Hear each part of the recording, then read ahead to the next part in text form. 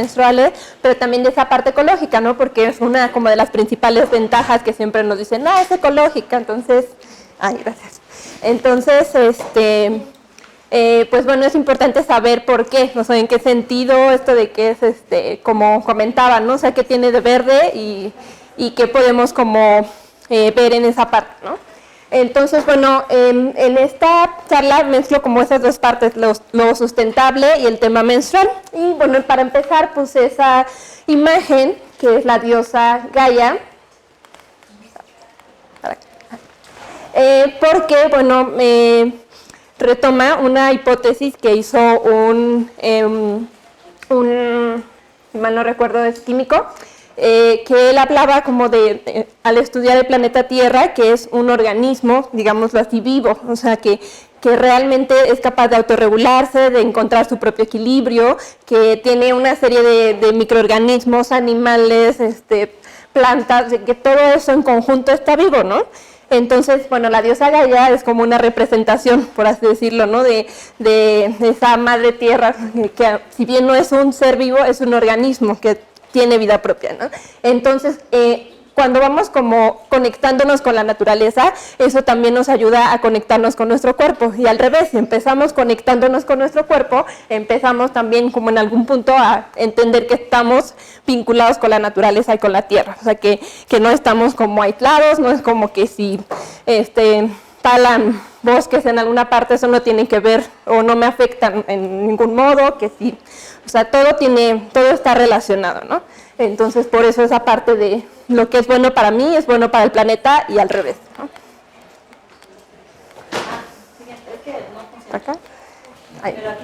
Y bueno, antes de hablar de esta parte de menstruación, pues me gustaría hablar del tema de los residuos, porque es también uno de los elementos importantes del uso de las alternativas menstruales ecológicas que normalmente conocemos.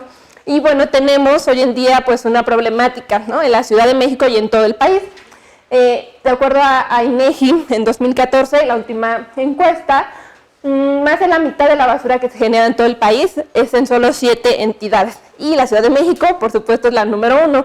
Sí, es la más poblada, pero pues también es una responsabilidad, ¿no? Como ciudadanos de esta ciudad, de la capital, pues esa parte. Y la segunda, bueno, es el Estado de México, y ahí están las otras entidades. Entonces, ¿qué pasa con el tema de los residuos? Somos 8 millones de habitantes, igual de acuerdo con la última encuesta, seguramente ahorita ya somos más, y entre 8 millones estamos generando casi 13,000 toneladas diarias de basura. Para dimensionar eso, porque es muy difícil como pensar, ¿no? ¿Cuántos son 13 toneladas? Pues más o menos un elefante africano pesa 8 toneladas, entonces imagínense, alguna vez han visto un elefante en algún lado, como pensar cuánto mide, cuánto pesa, no sé, tal vez aquí cabrían con mucho trabajo dos elefantes, ¿no? Entonces digamos que cada elefante es la basura de un solo día de la Ciudad de México, ¿no? Entonces el punto es que no desaparece. ¿Qué hacemos, ¿no? Con esa basura? ¿Qué hacemos con ese elefante, por así decirlo? ¿Dónde lo vamos como poniendo cuando ya no cabe, ¿no? Entonces, bueno, ya llevando eso a México, son 90,000 toneladas diarias de basura. Y de esta, solo el 11% se separa y solo 46 de cada 100 hogares lo hacen, o sea, casi la mitad. Entonces, una cosa es que nosotros digamos, esto es reciclable, pero si nosotros no lo llevamos a reciclar, pues no se recicla solito, ¿no? Hay un negocio en torno a la separación de basura, pero aún así hay cosas que ya están revueltas, que tienen líquidos y demás, no se pueden reciclar, aunque sean reciclables, no todo se alcanza a reciclar. Y bueno, esto en general, o sea, tiene que ver con nuestros hábitos. El tema de que en los últimos años, pues el negocio de todas las cosas desechables, pues es muy grande, ¿no? Entonces, si observamos a nuestro alrededor, casi todo lo que utilizamos es desechable, ¿no? Que la botella de agua, que el popote, que el vasito, que las galletas y el empaque, la bolsa, todo. Entonces, es un tema de que cada día estamos utilizando un montón de cosas, así como pueden ser los tampones y como pueden ser las toallas desechables, pero en general, ¿no? Eso es un tema que nos implica a todos. Y más o menos, en México, cada persona estamos generando de 1,200 a 1,700 de basura cada día. Entonces, ahí pues estamos casi contribuyendo a esas toneladas, ¿no? Que estamos, de las que hablábamos. ¿Y qué pasaría? O sea, como que la tiramos y no nos olvidamos, no pensamos que sea tanta, pero ¿qué pasaría si la viéramos toda junta? Este es un experimento que hizo un ecologista estadounidense que durante 30 días fue cargando toda la basura, ¿no? De un consumo promedio de un estadounidense que es un poco más que el de México, son como 2 kilos más o menos. Entonces, bueno, eso es la basura que el día 30 llevaba cargando, ¿no? Entonces, ¿qué pasaría igual si nosotros tuviéramos que cargar toda la basura que generamos, ¿no? Entonces, bueno, ahí pueden ver el experimento, en los videos de cómo le fue. Y bueno, también me gustaría, estoy hablando siempre ahorita de basura, pero me gustaría saber si ustedes identifican la diferencia entre residuos y basura. ¿Quién puede decirme qué? Residuos son cuando ya están separados y basura es cuando todo está revuelto y va a un vertedero. Exactamente. Sí, entonces por eso estamos hablando ahorita de basura, porque si bien al usar algo vamos a tener ahí algo, como un remanente de ese producto, puede que si nosotros lo desechamos responsablemente, lo reciclamos, etcétera, pues eso se convierta nada más, eso es un residuo que va a servir para otro fin, pero basura es eso, todo revuelto y las cosas desechables que en general no tienen modo de recuperarse, ¿no? Y bueno, esto nos lleva a que hay una crisis de basura. El problema además es que no solo ya no reciclamos, sino generamos muchísima basura, ¿no? Eso es una nota de Jalapa el año pasado, que bueno, ya no tenían espacio en un relleno sanitario, entonces se les estaba juntando todo. Entonces, hay una idea de que reciclar es buenísimo, y si reciclas, es que tú ya eres muy sustentable, muy verde, pero es ya como poco, ahora necesitamos hacer más para no quedarnos en ese punto y no contribuir a esto. Entonces, todo este tema, sí, reciclar, separarlo en categorías, está muy bien. Hay cosas que se pueden reciclar, pero no es tan recomendable porque se pueden sustituir por otras cosas, como es el unicel y el PET, por eso los taché, porque podemos encontrar otras opciones reutilizables. Y el Tetra Pak, que es súper difícil también de reciclar. Se puede reciclar, pero hay que enjuagarlo bien y llevarlo a un lugar de los pocos que hay para reciclar. Entonces, que sea nuestra última opción. O sea, como cada que compramos algo, es decir, bueno, ¿de qué está hecho y cómo voy a disponer de eso al final de su vida útil? O sea, no nada más es como lo compro y lo tiro, sino es mi responsabilidad, ¿qué voy a hacer con eso? ¿No?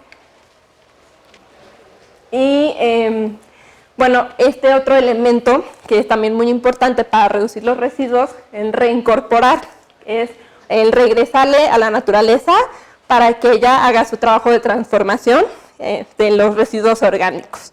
Y esto también es muy bueno porque en un vertedero, pues esos generan gases metano y entonces eso también, aunque parezca que solo son cosas, cáscaras de fruta, verdura, pues al descomponerse en esas condiciones generan también parte de los gases de efecto invernadero, entonces también son un problema. Y algo bien bonito de reincorporar a la tierra, tener un compostero, o puede ser un compostero o puede ser una caja con lombrices rojas californianas, que son como esas que están ahí, es que es una manera de irse conectando justo con la naturaleza, como ver cómo la naturaleza, la tierra hace ese proceso, ¿no? De convertir algo que nosotros decíamos ya esto no se ocupa, ya para mí es basura, ellos lo convierten, las lombrices o la misma naturaleza a través de los composteros con capas en algo que es perfectamente reutilizable para la tierra misma, ¿no? Porque en la naturaleza no hay basura. Entonces, es una manera de ver, o sea, hay algo como vivo en efecto en la tierra que si yo pongo algo y lo tapo con tierra, se va a convertir en más tierra y en nutrientes, ¿no? Entonces, creo que ese es un punto importante para ese trabajo de conectar con la tierra, con devolverle lo que de nuestros alimentos, devolverle esa parte para que genere más alimentos, ¿no? Y bueno, ahora sí vamos con la parte de cómo ser consumidores más responsables, que ya también nos va acercando más a este tema de las alternativas menstruales. Para empezar es como identificar que la forma de consumo que tenemos en la actualidad normalmente es un consumo lineal. Compro algo, o sea, creo que necesito algo o me gusta algo, lo compro, compro el primero que veo, lo uso y ya se rompió, ya no me gustó, lo tiro. Y ya, ¿no? Eso es el consumo lineal. Y el consumo circular se acerca más como a la manera en la que la misma naturaleza genera, ¿no?, sus propios procesos. Y tiene que ver con esos pasos. Lo primero es identificar las materias primas con las que está hecho lo que usamos, lo que comemos, lo que metemos en nuestro cuerpo, como esa responsabilidad de, a ver, ¿qué estoy comiendo? ¿Qué me estoy untando? ¿Qué estoy usando? ¿No? Entonces, ver de dónde, o sea, esas materias primas, de dónde vienen, qué son, qué significan, si es una palabra rara, ¿no? Ese es como el primer paso. Y buscar, obviamente, materias primas que sean, en lo más posible, pues que sean naturales, que sean de calidad, ¿no?, para que nos dure más. Lo otro es ver el proceso de producción. Si podemos investigar más de cómo está hecho, cómo fue ese proceso para que llegara a nuestras manos, eso también nos ayuda como a elegir esta opción o esta otra, ¿no? Ya no nada más porque la caja está bonita, ¿no?, o porque tiene la promoción tal, ¿no?, sino por cómo está hecho, ¿no? Porque este proyecto apoya a un grupo, a una comunidad, y la comunidad es la que hace tal cosa, ¿no? La bolsita de tela. Ok, entonces eso me parece una buena opción para comprar este producto y no este otro, ¿no? Luego la distribución. Si un producto igual no investigamos, a lo mejor no sabemos que la materia prima la consiguieron en México, pero luego se fue a Estados Unidos al proceso de maquila y luego lo mandaron a China para el empacado y luego regresó a México, ¿no? Entonces ya pasó por medio mundo. Entonces, en lo posible, buscar opciones locales o por lo menos nacionales. Eso también es algo que ayuda a cortar como toda la cadena de distribución, ¿no? Y eso también nos permite estar más en contacto con el productor. Entre más acortamos esa cadena, directamente quizá le puedes preguntar a quién fabrica o a la empresa porque si está en México, ¿no? Tus dudas y preguntarle, no sé, tal ingrediente qué significa, cómo está hecho, todo eso. Luego el uso. Como ya tenemos todos estos referentes, pues también buscamos que lo que usamos nos dure, ¿no? Porque ya hicimos toda esa labor de investigación. Entonces vamos a cuidar ese objeto, ¿no? Lo vamos a cuidar lo más posible para alargar su vida útil, y además como tiene buena calidad del material, pues nos va a durar más. Y cuando de plano se rompe o tiene cualquier problema ese objeto, podemos incluso pensar en repararlo si es que aplica, ¿no? Antes de pensar en tirarlo, quizá lo puedo reparar o mandar reparar. Y ya cuando de plano ya no tiene más que hacerle, entonces, bueno, ¿cómo voy a disponer de ese objeto que ya no sirve para que no se convierta en basura? Entonces tal vez puedo separar las partes y llevar a reciclar lo que se pueda reciclar, tal vez se puede reincorporar a la tierra, ver qué opciones hay, ¿no? Entonces en general todo este proceso de consumo circular pues es algo que podemos aplicar a todo, a cualquier cosa que compremos en nuestra vida diaria, y por supuesto pues también a las alternativas menstruales ecológicas. En general, bueno, ese es el ejemplo del consumo lineal, ¿no? Así como llevo el carrito de lleno, luego así tengo el bote de basura de lleno. Otras cosas importantes para evitar como ese consumo lineal es, bueno, el rechazar el plástico de un solo uso, o sea, no satanizar el plástico en general. Hay plástico que puede tener una vida útil bastante larga, pero el plástico de un solo uso, pues generalmente es desechable, ¿no? Entonces, buscar una opción más duradera, que nos pueda servir por muchos años. Y hacer un kit cero residuos para nuestras actividades cotidianas, igual hacer trueque, compra de segunda mano, reparar las cosas para alargar su vida útil, lo opuesto a la obsolescencia programada. Y bueno, ya en este tema de los desechables de las toallas, si usamos una toalla cada 5 horas, son 5 al día, por 5 días en promedio, 25 toallas por ciclo. De hecho, hasta ahí las puse literal, ¿no? Entonces, igual, ¿qué pasaría, no? Si tuviéramos que tenerlas ahí, ¿no? Como en el patio de nuestra casa. O sea, al final, si las viéramos acumuladas, pues sería ya como muchísimo, ¿no? ¿Y qué pasaría? Eso multiplicado por 13 ciclos al año, son 325 toallas o tampones al año. Y ahí están, literal, son 325, ¿no? Entonces, eso por 5 años, pues serían 1225. Y en lugar de eso, usamos una sola copa menstrual en 5 años o usamos un kit de 20 toallas de tela en 5 años, ¿no? Entonces 20, 25, ¿no? Es algo como drásticamente diferente. Entonces ayuda mucho verlo así como el nivel macro para decir, pues sí, o sea, realmente más allá del ahorro económico, de todos estos beneficios que ya les han platicado, ¿no? De reconectarnos con nuestro cuerpo, pues también al planeta le estoy ahorrando, pero montones de basura, ¿no? Y bueno, ¿qué pasa cuando ponemos las toallas o tampones desechables en la basura y se van al vertedero, ¿no? Porque, pues yo las tiro en su lugar, las pongo en la basura y ya, ¿no? Bueno, pues se van. No sé si alguien de ustedes haya visto un relleno sanitario, un vertedero de basura, ¿sí? Bueno, normalmente vemos arriba, ¿no? Como el tiradero de basura y ya. Pero si pudiéramos tener como un corte transversal, más o menos se vería así. Tenemos muchas capas, ¿no? De basura con un poco de tierra entre ellas, pero en algún momento, pues esa excavación profunda, pues llega a prácticamente el subsuelo de ahí y al final todo eso que está revuelto con la lluvia, el sol, los animales carroñeros que abren las bolsas, etcétera, pues obviamente se van mezclando todas las cosas que hay, el plástico y demás. Entonces, por ejemplo, con la lluvia va filtrándose todos los líquidos, los sólidos, los químicos, todo lo que hay ahí se filtra y va hasta la última, bueno, hasta donde termina, ¿no? ese agujero profundo. Y después de eso, pues hay mantos acuíferos, hay tierra, entonces no es como que la ponemos ahí y está seguro o aislado, al final va a estar conectado con la tierra y eso se filtra a esos mantos acuíferos, eso se filtra al agua que al final en algún momento llega a nosotros, ¿no? Entonces sigue estando conectado con nosotros, ¿no? Eso que está allá, lejos aparentemente de nosotros, ¿no? Y bueno, más o menos tardan 500 años los elementos que están ahí de plástico desechable, ¿no? Entonces nosotros ni siquiera vamos a estar aquí, pero todas esas cosas en el vertedero sí. Y en el caso de las toallas y los tampones, también todos los químicos que tienen, pues también, ¿no? Todo eso es lo que se va filtrando, ¿no? Y bueno, en términos del peso, ya vimos más o menos en cantidad.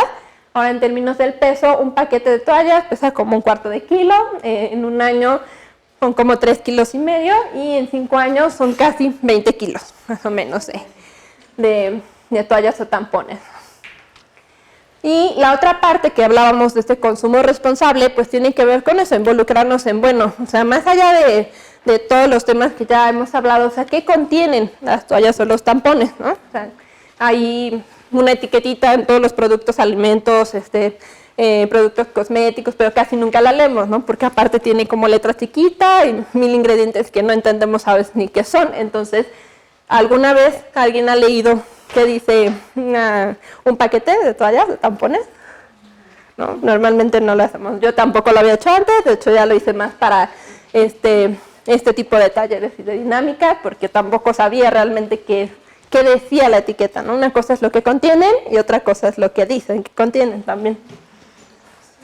Y esto es porque las compañías que fabrican las toallas y los tampones, resulta que en México no están obligadas a proporcionar esa información, porque a diferencia de los alimentos que tienen un poco de más obligación de mencionar los ingredientes, aunque a veces los mencionan como con otro nombre o jugo de frutas, no sé, preparado de frutas, ¿no? Pero no sabes en realidad qué tiene de fruta y qué tiene de azúcar. Pero aquí ni siquiera eso, hay ingredientes que pueden no mencionar porque se considera que la mucosa vaginal no es como tan absorbente, ¿no? Como que realmente hay una idea de, o sea, lo que como, pues sí tengo que saber qué tiene, pero lo que me unto, lo que entra a mi cuerpo, pues no es tan relevante, y en realidad sí, o sea, en realidad todo lo que llega a nuestro cuerpo, pues sería igual de importante, ¿no? Saber qué contiene para saber, porque de todos modos está entrando a nuestro cuerpo, y no solo a través de la boca, como todo. Y otra cosa, bueno, lo primero que vi cuando estaba estudiando así los paquetes de toallas y eso, fue por ejemplo unos que decía, prueba los pantiprotectores diarios y siéntete más limpia, cómoda todos los días y usa 3 al día. Entonces, si le sumáramos a esos 5 días al mes que habíamos puesto la cuenta, esto, o sea, una necesidad que crean sobre usar todos los días y hasta 3 al día, por mencionar algo que a lo mejor son más, de pantiprotectores, por ejemplo, pues ya es otra cuenta más, ¿no? Y es como, ¿por qué? O sea, ¿por qué habría que comprar, ¿no? Como cajas y cajas de pantiprotectores, o sea, como para qué, ¿no? Entonces es importante cuestionarnos eso. Y bueno, ya entrando en los materiales, algunas de las cajas que encontré, esos son los materiales que declara. Dice, materiales absorbentes compuestos de algodón y rayón. O sea, ya como que ahí es un poco ambiguo, ¿no? ¿Qué es materiales absorbentes? Hay que ser como bastante más especialista en esos temas para saber, ¿no? Como qué es el polipropileno, rayón, poliéster, o sea, no son términos que toda la población normalmente identifique con facilidad, ¿no? En el caso del rayón, polipropileno, pues son fibras sintéticas, ¿no? Entonces creemos que las toallas son de algodón, como las del documental, que todavía eran muy artesanales y ahí sí veíamos cómo cosechaban el algodón y prácticamente nada más como que era algodón, ¿no? Pero aquí ya tenemos una mezcla de algodón con fibras sintéticas, ¿no? Y eso además es un tampón, o sea, es algo que realmente va a ir adentro y tiene fibras sintéticas, ¿no? Más todos los materiales que no declaran, porque ahí no habla del asbesto, no habla de los blanqueadores, ¿no? Para que sean así blancos, súper blancos, pues tienen que tener blanqueadores que no sabemos ni cuáles son, porque no los están poniendo. Entonces es como un tema preocupante, ¿no? Que no sepamos en realidad ni qué están poniendo ahí. Este es otro ejemplo que decía rayón, poliéster, polietileno y polipropileno. Entonces es como, o sea, ni siquiera es una fibra, sino una mezcla de fibras sintéticas varias, ¿no? El núcleo, bueno, el material que lo rodea es como la capita, como si fuera una telita, ¿no? Y el núcleo es rayón viscosa, que es una fibra artificial que está hecha a base de celulosa y algodón, pero que al final es artificial también, o sea, tiene fibras artificiales. Entonces, en conclusión, no hay como una que sea solo de algodón, o sea, puro algodón, y además hay algodón orgánico y algodón normal, que normalmente ya tiene pesticidas o ya tiene un montón de sustancias. Entonces, si no dice que es orgánico, quiere decir que es del algodón común, que tiene todos los químicos y pesticidas que se usan para su producción. Y todo eso tampoco lo sabemos, ¿no? Cuando lo leemos ahí. Unas toallas, por ejemplo, tienen celulosa, polietileno, polipropileno y aroma a manzanilla, ¿no? Aparte, entonces el aroma a manzanilla, porque siempre dice con manzanilla, ¿no? Entonces ya que lo lees es aroma a manzanilla y no dice, o sea, no es aceite esencial de manzanilla, ¿verdad? Entonces, quién sabe qué químicos tiene para que le den ese supuesto aroma, ¿no? Y lo que no declaran también es los gelificantes, que hay sustancias que usan para que se quede como gel, ¿no? Entonces eso ni siquiera lo menciona ahí. Y bueno, la diferencia en este caso con la copa, pues es que como ya vieron con Lidia hace un rato, pues no tiene como aditivos, es una sola sustancia, no tiene blanqueadores, suavizantes, absorbentes, todo eso, ¿no? O sea, no hay ni siquiera como una lista de componentes en una copa. Y bueno, pues una copa también que es realmente de silicón de grado médico, pues al final de su vida útil se puede transformar incluso en el material, en ese material que es el que originalmente está hecho. O sea, no es algo que ni siquiera es como que ya lo tengo que tirar a la basura. Y luego la otra parte, ok, ya la copa o las toallas de tela igual, ¿no? Las pueden incluso, si son de algodón orgánico, enterrar en la tierra y se deshacen en pocos meses. Y bueno, la otra parte, pues es el tema del contenido, ¿no? De la copa o de nuestras toallas, que es la sangre menstrual, que también es como el dejar de verla como desecho, también tiene que ver con este proceso de conectarnos con nuestro cuerpo, que tiene que ver como si la naturaleza, o sea, si en la naturaleza no hay basura, ¿por qué tendría que ser basura, no? Eso, ¿por qué tendría que ser un desecho o algo sucio, no? Y esa imagen que me enseñaron en un curso que tomé, que es, adivinen qué es. ¿Alguien? ¿No? ¿Ah? Bueno, pues es como una imagen microscópica de cómo se ve el endometrio, ¿no? Que es justo esa capa superficial la que se desprende. Ya les hablará muchísimo más de eso Nayeli en un ratito, pero lo que a mí me dejó eso fue como, wow, o sea, sí parece un jardín de corales, ¿no? O sea, es como que no le veo dónde estaría ahí lo feo, lo sucio, ¿no? Entonces, cuando vi esa imagen fue como muy bonito ver eso, ¿no? El microcosmos, ¿no? Que hay dentro de nosotras y que pues es algo súper valioso, súper nutritivo, ¿no? Entonces, eso también es ver, o sea, cómo voy a desecharlo. O sea, sí, claro, lo puedes desechar en la taza del baño, pero pues si revalorizamos todo lo que es y todo lo que contiene y todo lo que significa, pues también podemos llevarlo a las plantas, ¿no? Por esa parte en la que, como vimos con la composta, reintegramos, regresamos a la naturaleza, también eso que nosotras somos, y es una manera de conectarnos con ella, de saber que eso que sale de nosotras también es algo que nutre, que da vida, o sea, que da vida no solo en un sentido físico, sino que da vida en ese caso a las plantas, o sea, como otra manera de también entender eso que sale, cómo voy a reintegrarlo a la tierra, ¿no? Y bueno, pues esa parte que ya también les va a platicar más Nayeli, todo lo que implica, ¿no? Estudiar nuestra sangre, todos los elementos que podemos estudiar en ella, pues también le hacen algo valioso, ¿no? Para no decir, la tiro, ¿no? O sea, aunque sea en la copa, pues también saber que no es basura, que es algo muy valioso, ¿no? Para nosotras y para las plantas. Y bueno, pues esas dos frases me gustaría como que se las llevaran, que en la naturaleza la basura no existe, de verdad, no hay, o sea, siempre que pensemos que algo es basura es pensar por qué, ¿no? ¿Por qué debería ser basura? Y que no podemos tirar la basura lejos porque pues no hay ningún lugar lejos, ¿no? Al final estamos conectados y todo eso que creemos que está por allá del otro lado, pues al final también nos repercute a nosotros de alguna manera. Muchas gracias.